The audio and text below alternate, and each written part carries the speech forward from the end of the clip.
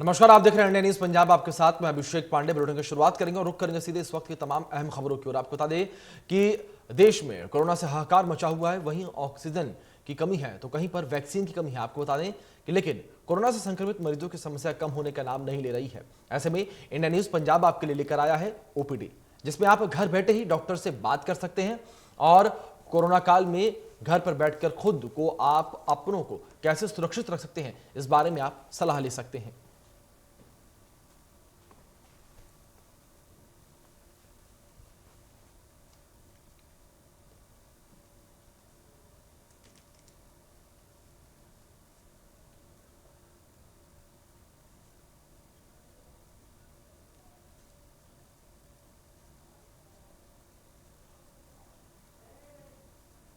जी हाँ, जिस तरीके से इस वक्त लगातार कोरोना के मामले दिन प्रतिदिन बढ़ते चले जा रहे हैं और कोरोना संक्रमण की एक मजबूत चेन जो है वो इस वक्त देश में और प्रदेश में देखने को मिल रही है, तो ऐसे में इंडिया न्यूज ने ये पहल शुरू की है इंडिया न्यूज ओपीडी की। इंडिया न्यूज ओपीडी के तहत हम आपके तमाम सवालों के जवाब जो है वो देने की कोशिश करते हैं। हमारे साथ हर रोज मजबूत डॉक्टर्स जो है वो जुड़ते हैं। इसी बीच हमारे साथ आज हेमराज शर्मा जो है, डॉक्टर हेमराज शर्मा वो जुड़े हैं, सीधे उनका रुख करते हैं। डॉक्टर हेमराज शर्मा जी, बहुत बहुत स्वागत है आपका इंडिया न्यूज ओपीडी कार्यक्रम में। Thank you ji, thank you. जब तक हमारे दर्शक जुड़ते हैं तब तक सर से हम कुछ सवाल जवाब करते हैं। सर, सबसे पहले आपसे जानना चाहेंगे, इस वक्त जिस तरीके से कोरोना महामारी लगातार देश में, प्रदेश में छाई हुई है और इस बीच एक नाम जो है वो और भी उठने लगा है, वो ब्लैक फंगस का। सर, ब्लैक फंगस क्या कुछ है, किस तरीके से फैलती है ये और कैसे इसकी चपेट में लोग आते हैं? इसका फैलने का एक तो लोगों के द्वारा ज्यादा स्टेरॉइड, मतलब अधिक मात्रा में एक्सेसिव, बिना डॉक्टर की सलाह से स्टेरॉइड लेना, और डायबिटिक लोगों के ज्यादा जकड़ में आते हैं। डायबिटिक जिनको है, न्यूरोपैथी, रेटिनोपैथी है, न्यूरोपैथी है, ऐसी जो कॉम्प्लिकेशन डायबिटिक में रहती है वो लोग ज्यादा जकड़ में आते हैं। जी डॉक्टर, यहाँ पे आपसे ये भी जानना चाहेंगे कि जिस तरीके से लगातार ब्लैक फंगस के मामले सामने आ रहे हैं, तो क्या केवल कोरोना मरीजों को ही ब्लैक फंगस होगा? ज्यादा प्रोन हो जाते हैं, क्योंकि जिनको कोरोना हुआ, जैसे तो कोरोना उन्हीं लोगों को होता है जिनकी इम्यूनिटी वीक होती है जी। क्योंकि जैसे कोरोना के बारे में भी कहा गया है कि इस समय केवल 3 ही कारण है जिनसे हम कोरोना से बच सकते हैं। उसमें नंबर पहला आता है कि सरकार प्रशासन के द्वारा जो नियम लगाए उनका हम सख्ती से पालन करें, और दूसरा अपनी इम्यूनिटी को बूस्ट करें। अधिक से अधिक इम्यूनिटी हमारी बढ़ेगी तो हम इसकी चपेट में नहीं आएंगे। तीसरा, जो सरकार की द्वारा निर्धारित वैक्सीन है उसका हम उसको लगवाएं। तो ये केवल मात्र 3 ही बातें हैं जिनसे हम कोरोना से बच सकते हैं। तो जो कोरोना का पेशेंट है वो ज्यादा प्रोन हो जाता है। कोरोना भी उन्हीं को ही होता है जो ऑलरेडी किसी पेशेंट से, किसी बीमारी से, प्रोलॉन्ग बीमारी से, जिनकी इम्यूनिटी वीक है। अगर दूसरे लोगों को कोरोना होता भी है तो उनमें कोई सिम्टम नहीं आते, अगर आते भी हैं तो वो फैटल नहीं है, डेथ नहीं होती जी। डॉक्टर हेमराज जी, यहाँ पर आपसे एक बार वैक्सीन को लेकर भी बात करेंगे। इससे पहले अपने दर्शकों से हम एक बार अपील कर दें कि दर्शक जो इस वक्त हमें टीवी स्क्रीन पर देख रहे हैं वो स्क्रीन पर दिखाए गए नंबरों पर कॉल करके हमसे संपर्क कर सकते हैं और कोरोना से जुड़े, वैक्सीन से जुड़े तमाम जो उनके सवाल हैं उनके जवाब वो पा सकते हैं। हमारे साथ आज डॉक्टर हेमराज शर्मा जी जुड़े हैं जो आपके तमाम कोरोना से जुड़े, वैक्सीन से जुड़े सवालों के जवाब देंगे। डॉक्टर, बात वैक्सीन को लेकर करेंगे। हेमराज जी, जिस तरीके से इस वक्त लगातार वैक्सीन को लेकर खबरें सामने आ रही हैं, लोगों में वैक्सीन को लेकर डर भी लगातार जो बरकरार है, तो उसको लेकर आप क्या कुछ कहना चाहेंगे? देखिए, हमारे देश में जी सबसे बड़ी उपलब्धि यह हुई है कि हम भाग्यशाली अपने को समझ सकते हैं कि हमारा नेतृत्व इस टाइम स्ट्रांग है। 6 महीने में किसी बीमारी के लिए वैक्सीन तैयार करना अपने आप में बहुत बड़ी उपलब्धि है। तो सरकार ने टाइमली इस पे एक्शन लिया और 6 महीने से वैक्सीन बनके हमारी तैयार हो गई, और उसमें फेज वाइज सरकार ने के दिशा अनुसार फेज वाइज हमने लगाना शुरू की। पहले जो फ्रंट लाइन वॉरियर हैं उनको लगाया, मेडिकल, डॉक्टर, पैरामेडिकल और हॉस्पिटल में काम, फ्रंट लाइन में काम करने वाले लोग, उनको लगाया। फिर 60 साल के ऊपर के लोगों को लगाया, और उसके बाद 45 साल के, 60 साल के बीच के लोगों को लगवाया, अब 18 साल से ऊपर जो बहुत बड़ी तादाद हमारे जी। देश में है, तो उनकी रजिस्ट्रेशन चल रही है और बारी बारी जैसे जैसे नंबर आता जाएगा लगाते, क्योंकि जैसे हमें पता है बहुत लोगों में इस बारे में भ्रांतियां भी थी जी और भ्रांतियां फैलाई भी गई, जी। कोई नोइंगली भी फैलाई गई, जिससे लोग पहले जैसे लगना चाहिए था स्मूथली, कुछ लोग ऐसे ओल्ड एज में जी। भी रह गए कि ये हो जाता वो हो जाता, रिएक्शन हो जाता, कई तरह की बातें। जी जी। लेकिन डॉक्टर इसी बीच हम वैक्सीनेशन वैक्सीन को लेकर बात लगाना करेंगे जरूरी है। जी। डॉक्टर हेमराज जी, वैक्सीन को लेकर हम आगे भी बात करेंगे, लेकिन इसी बीच हमारे दर्शक बलजीत सिंह जी हमारे साथ जुड़ गए हैं, उनका रुख कर लेते हैं, उनका सवाल जान लेते हैं। बलजीत सिंह जी, बहुत बहुत स्वागत है आपका इंडिया न्यूज ओपीडी पर। पूछिए आपका सवाल क्या है। डॉक्टर हेमराज शर्मा जी हमारे साथ जुड़े हुए हैं। सर मैं गुरदास जी जी सर मैं गुरदासपुर से बोल रहा हूँ। हेलो जी हेलो। जी जी, हाँ सुन रहा जी, बोलिए। हाँ, गुरदासपुर से बोल रहा हूँ सर। मैं कजन के पेट में दर्द महसूस हो रहा है और उनकी वॉमिटिंग भी हो रही है और लूज मोशन भी लगे हुए हैं और 3-4 जनों को है। अभी कोरोना टेस्ट तो नहीं करवाया ना? नहीं, अभी नहीं कराया। नहीं, उसका करा लीजिए, क्योंकि एक कॉम्प्लिकेशन कोरोना की ये भी रहती है कि जैसे फीवर आता है या सर्दी जुकाम खांसी होती है, लेकिन डायरिया भी होता है, वॉमिटिंग भी होती है। तो क्योंकि इस महामारी के दौरान ऐसा कोई भी सिम्टम अगर आता है तो सबसे पहले हमारी ड्यूटी बन जाती है कि हम कोरोना टेस्ट करें, ताकि खुद को भी हम सेव कर सकें और बाकी परिवार को भी बचा सकें। ठीक है जी बलजीत जी, बहुत बहुत शुक्रिया आपका हमारे साथ जुड़ने के लिए। आपने फोन किया और अपना सवाल जो है हमसे पूछा। डॉक्टर हेमराज जी का रुख कर लेते हैं। डॉक्टर, बात जिस तरीके से हम वैक्सीन को लेकर कर रहे थे, तो वहीं इस बीच जिस तरीके से भारत में दो वैक्सीन के टीके लग रहे हैं, कोवैक्सीन और कोविशील्ड, वहीं इसी बीच अब भारत में तीसरी वैक्सीन की दस्तक भी होने वाली है, स्पुतनिक वी। तो उसको लेकर आप क्या कुछ कहेंगे? जिस तरीके से कहा जा रहा है कि स्पुतनिक वी जो है उसका केवल एक ही टीका काफी होगा कोरोना से लड़ने के लिए। हाँ जी जी, वो देखिए, भारत सरकार का स्वास्थ्य विभाग और हमारे वैज्ञानिक दिन रात चिंता में लगे हुए हैं। जैसे हेल्थ अथॉरिटी हमारी कह रही है केंद्र से कि आने वाले 2-3 महीने में हमारे पास भरपूर पूरा स्टॉक वैक्सीन का आ जाएगा। तो यह जो तीसरी वैक्सीन आएगी, इसमें एक ही डोज पर्याप्त है, तो बाकी भी चलती रहेंगी और वो आ जाएगा। तो उसमें, क्योंकि हम सब जानते हैं कि हमारे देश की आबादी के हिसाब से बहुत बड़ा मुश्किल काम है, कोई छोटी बात नहीं है ये। इतने बड़े 1 अरब 35 करोड़ की आबादी जिस देश की हो, और दुनिया में दूसरे नंबर की आबादी सब यूरोप अमेरिका कंट्री मिला के, और भारत की आबादी उन सब देशों के बराबर बनती है। तो उस हिसाब से बहुत हमारे सराहनीय प्रशंसनीय काम है भारत सरकार का भी और स्वास्थ्य विभाग का। जी जी, तो इसी बीच हमारे दर्शक केतन हमारे साथ जुड़ गए, उनका रुख कर लेते हैं। केतन जी, पूछिए आपका सवाल क्या। बहुत बहुत स्वागत है आपका इंडिया न्यूज ओपीडी कार्यक्रम में। सर, एक क्वेरी थी कि जैसे कई लोग कह रहे थे कि 2 वैक्सीन है, कोविशील्ड एंड कोवैक्सीन, और वो कह रहे थे इसका कोई साइड इफेक्ट होगा कोवैक्सीन का या कोविशील्ड का अलग होगा, ऐसा भी है कुछ या दोनों सेम है? देखिए, ऐसा है, कोई भी वैक्सीन क्या, कोई भी इंजेक्शन, कोई भी टेबलेट, किसी को सेंसिटिविटी हो सकती है। रिएक्शन तो किसी चीज़ का रिएक्शन तो कई बार जो खाने वाली चीज़ें हैं उनका भी होता है। तो ऐसी घबराने की, डरने की बात नहीं है। तो अगर किसी ने एक तरह का इंजेक्शन लगाया, दूसरा दूसरी तरह का भी लगाया जा सकता है, कोई ऐसी बात नहीं, सबका एक ही इफेक्ट है। जी जी केतन जी, आपको घबराने की जरूरत नहीं है। दोनों ही वैक्सीन जो है कारगर हैं और दोनों ही वैक्सीन से किसी भी प्रकार का कोई खतरा नहीं है, जिस तरीके से डॉक्टर बता रहे हैं। बहुत बहुत शुक्रिया केतन, आप हमारे साथ जुड़े, आपने अपना सवाल इंडिया न्यूज पंजाब के साथ साझा किया।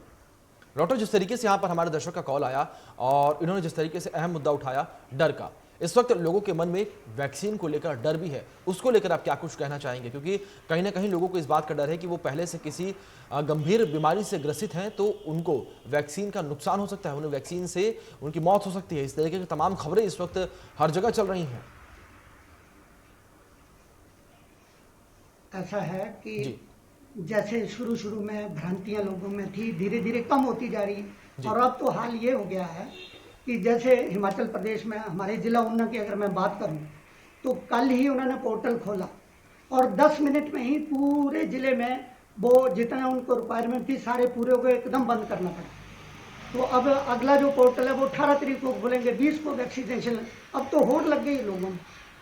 तो अब जो भ्रांतियां लोग देख रहे हैं और जिनको वैक्सीन लगा भी है, उनको अभी तक तो हमारे ध्यान में ऐसा केस भी नहीं आया कि जिनको वैक्सीन लगा है और मैं अपने ज़िले की अगर बात करूं और उसको कोरोना पॉजिटिव हो गया, तो ऐसी कोई बात नहीं है। धीरे धीरे लोगों में, अब नौजवानों में तो होड़ लग गई और जिनको नहीं लग सके वो भी लोग लगवाना चाह रहे हैं।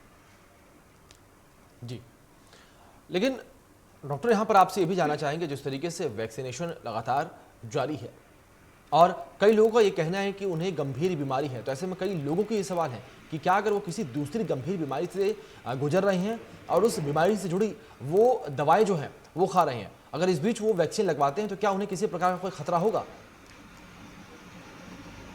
ऐसी कोई बात नहीं है। वैसे जिस बीमारी से जो व्यक्ति ग्रस्त है, जी उसके स्पेशलिस्ट को दिखा करके उसकी राय लेके वैक्सीनेशन करवाई जा सकती है। जैसे मैंने पहले कहा, जी अगर किसी को किसी मेडिसिन की सेंसिटिविटी है तभी लगाने का डर है, जी अदरवाइज कोई डर नहीं है। वो दवाई खाते रहे हैं। डायबिटिक पेशेंट हो सकता है, हार्ट का पेशेंट हो सकता है, और ऐसा कोई कैंसर का ऐसा कोई पेशेंट हो सकता है, लेकिन जो बेड रिडन ही है जी और उसको तो मैं समझता हूँ वो तो वैसे भी परहेज, कई चीज़ों का परहेज करना पड़ता है।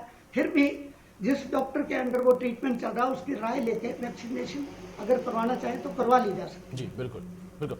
डॉक्टर हेमराज जी, इस वक्त हमारे दर्शक हरभजन सिंह जी हमारे साथ जुड़ गए हैं। हरभजन सिंह जी, बहुत बहुत स्वागत है आपका इंडिया न्यूज़ के ओपीडी कार्यक्रम में। पूछिए आपका सवाल क्या है। डॉक्टर हेमराज शर्मा जी हमारे साथ जुड़े हुए हैं, वो आपके सवाल का जवाब देंगे। डॉक्टर साहब, मेरा ये सवाल था कि अभी वैक्सीन हम लगवाने जा रहे थे, तो किसी ने बोल दिया कि मेरी वाइफ को शुगर है, 250 प्लस रहती है, कि जो शुगर वाले बंदे को घबराहट बुखार तो बहुत जल्दी होता है, इसलिए मैंने पूछना था कि वो लगवा सकते हैं कि नहीं लगवा सकते। ऐसा है, जैसे मैंने अभी बताया भी है कि अगर वो डायबिटिक पेशेंट है, वैसे डायबिटिक पेशेंट, डायबिटीज तो दुनिया में, भारत में बहुत है, हर चौथा पांचवा लोग डायबिटीज है, तो लोग लगा ही रहे हैं। लेकिन फिर भी अपने डॉक्टर से जिसके अंडर उनका ट्रीटमेंट चल रहा है, एक बार सलाह ले ली जाए तो कोई बात नहीं। वैसे खतरा कोई नहीं है, डायबिटिक पेशेंट के लिए लगवा रहे हैं और लगे भी हैं, हमारे ध्यान में। जी, हरभजन सिंह जी, जिस तरीके से डॉक्टर हेमराज शर्मा जी ने बताया कि अगर आपकी पत्नी डायबिटीज़ की पेशेंट है तो वो भी वैक्सीन लगवा सकती हैं। वैक्सीन से घबराने की कोई भी आवश्यकता नहीं है। वैक्सीन पूर्ण रूप से सेफ है, ये आपकी जान बचाने के लिए ही है। बहुत बहुत शुक्रिया हरभजन सिंह जी, आप जुड़े, आपने अपना सवाल हमारे तक साझा किया और पूछा। डॉक्टर हेमराज जी, आपका रुख करेंगे और वैक्सीन से जुड़ा ही एक सवाल जानना चाहेंगे। जिस तरीके से वैक्सीन को लेकर लगातार तमाम बातें हो रही हैं और लगातार ये दावे भी किए जा रहे हैं कि वैक्सीन जो है हर रूप से ये बेहतर है और किसी भी रूप से इसका कोई खतरा नहीं है। ऐसे में डॉक्टर आपसे ये भी जानना चाहेंगे कि क्या वैक्सीन केवल कोरोना पर भी कारगर है या वैक्सीन हमारे शरीर में और भी बीमारियों से लड़ने की क्षमता जो है उसको बढ़ाती है? देखो, फिलहाल जो रिसर्च हुई है, जिसके आंकड़े हमारे सामने आए हैं जी, अभी तो ये कोरोना वैक्सीन के नाम से ही है जी, और कोरोना पर ही इफेक्टिव है। जी। तो डॉक्टर, ये माना जाए कि वैक्सीन अभी जो जिस तरीके से सभी लोगों को लग रही है, वैक्सीन किन्हीं और बीमारियों से लड़ने में कारगर नहीं है, लेकिन वैक्सीन जो है कोरोना पर पूर्ण रूप से कारगर है। बिल्कुल। देखो, इस समय हमारे सामने, दुनिया के सामने, भारत के सामने जो चुनौती है जी, वो केवल और केवल कोरोना की है। तो ये कोरोना के लिए ही स्पेशल जो वैक्सीन बने हैं, दोनों वैक्सीन तो कोरोना पर ही कारगर है। जी, जी। तो इसी बीच हमारी दर्शक निशा हमारे साथ जुड़ गई हैं, उनका रुख कर लेते हैं। निशा, पूछिए आपका सवाल क्या है। बहुत बहुत स्वागत है आपका इंडिया न्यूज़ ओपीडी कार्यक्रम में। यस डॉक्टर साहब, ये पूछना था कि मेरे हस्बैंड को ना 10-12 दिन से बुखार आ रहा है और वो दवाई भी डॉक्टर की सलाह से ले रहे हैं और उनकी इन्फेक्शन भी बढ़ी हुई आई है थोड़ी सी, और अभी वो मतलब कि उनको टेस्ट करवाना चाहिए दोबारा। मतलब सीटी स्कैन वगैरह करवाना चाहिए? पहले पहले कब टेस्ट हुआ उनका? पहले हमने एक्सरे वगैरह करवाए हैं डॉक्टर साहब, ऑक्सीजन सही है। कोरोना टेस्ट भी हुआ उनका? डॉक्टर साहब आपकी आवाज नहीं आ रही। कोरोना के लिए टेस्ट कराया? हाँ जी, कोरोना के लिए टेस्ट हुआ उनका? पॉजिटिव थे। कब कब पॉजिटिव थे? कब कब हुआ? 11 दिन हो गए डॉक्टर साहब। हाँ, तो उनका जो ट्रीटमेंट चल रहा है, हाँ जी, वो कोरोना के ही अंडर चल रहा है कि किसी अलग डॉक्टर से चल रहा है? नहीं, कोरोना से रिलेटेड ही चल रहा है। वो हमने बठिंडा से ली थी दवाई। ठीक है, तो ऐसा है, अगर जैसे बुखार रहता है, माइल्ड बुखार रहता है, हाँ जी, ठीक है। 99-100 तक अगर बुखार रहता है, तो तब तो ठीक है। जो दवाइयाँ आप ले रहे हैं, जो डॉक्टर दे रहे हैं, जैसे उनमें पैरासीटामोल 650 mg की जो टेबलेट है, वो दोनों टाइम आप सुबह शाम ले सकते हैं। लेकिन अगर उनकी ऑक्सीजन सेचुरेशन ठीक है और बाकी कंडीशन उनकी ठीक है, तो कोई घर में ही ट्रीटमेंट ले सकते हैं। लेकिन अगर हाई ग्रेड फीवर आता है और इसके साथ और कोई कॉम्प्लिकेशन होती है, जैसे उनके चेस्ट में तकलीफ होती है, उनको वॉमिट होती है, उनको डायरिया होता है, तब तो आपको एडमिट हो जाना चाहिए हॉस्पिटल। ठीक जी निशा जी, बहुत बहुत शुक्रिया। ठीक है, आपने फ़ोन किया, आपने अपना सवाल जो है वो पूछा। एक बार फिर से डॉक्टर हेमराज जी का रुख करेंगे। डॉक्टर, जिस तरीके से इस वक्त कोरोना काल में लगातार मामले जो है सामने आ रहे हैं, दूसरी वेव इस वक्त पूरे देश पर कहर बरपा रही है, वहीं डॉक्टर आपसे ये भी जानना चाहेंगे जिस तरीके से इस वक्त दूसरी वेव में ऑक्सीजन लेवल जो है वो लोगों की बॉडी में बहुत कम हो जा रहा है, हर बार देखने को मिल रहा है। आखिर ऐसी क्या वजह है कि हर कोरोना पेशेंट का ऑक्सीजन लेवल इतनी अधिक मात्रा में गिर जाता है?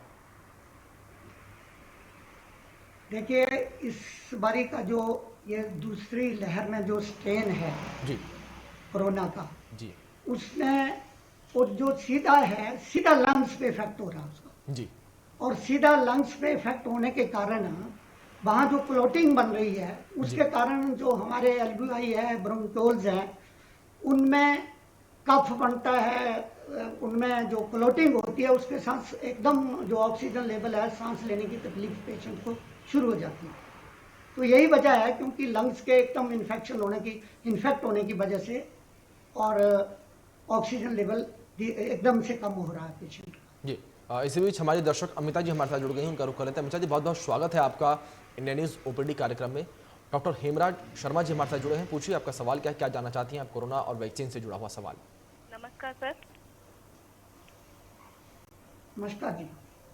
सर, मैंने ये पूछना है कि जैसे इंडिया में बहुत ज़्यादा फैल रहा है कोरोना, तो इसका जो एंडिंग स्टेज कब तक आएगी?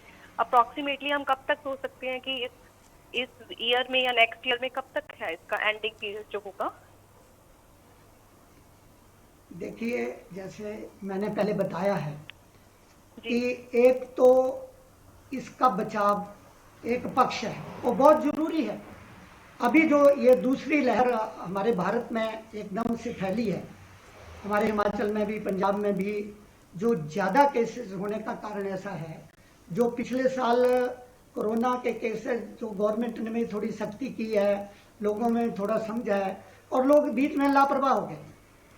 लापरवाह होने के कारण शादियां भी हुई, कार्यक्रम भी हुए, फंक्शन भी लोगों ने शुरू कर दिए 2-3 महीने पहले, और यही कारण है कि एकदम जो बढ़ता, एकदम जो फैला, और अब लगभग ये पीक पर है।